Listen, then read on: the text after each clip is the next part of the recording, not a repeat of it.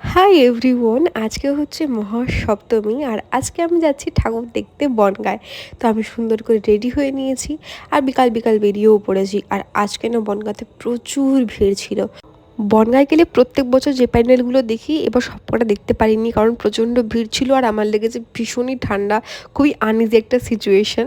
আর এটা হচ্ছে আমার ফুল লুক। আমি তো অলরেডি তোমাদের সাথে গেট রেডি উইথ মিতে এটা শেয়ার করেছি।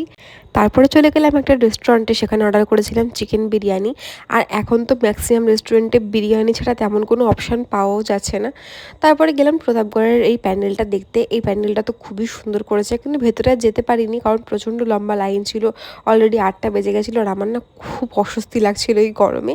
তারপরে দেখলাম আরও কিছু ঠাকুর, আর এবছর মাতৃ প্রতিমাগুলো খুবই সুন্দর করেছিল, বেশ ভালো লাগছিল দেখতে। তারপর আরেকটু ঘোরাঘুরি করে একটু আইসক্রিম খেয়ে চলে এলাম বাড়ি। And that's it for this blog. দেখা হবে পরের ভিডিওতে। টাটা।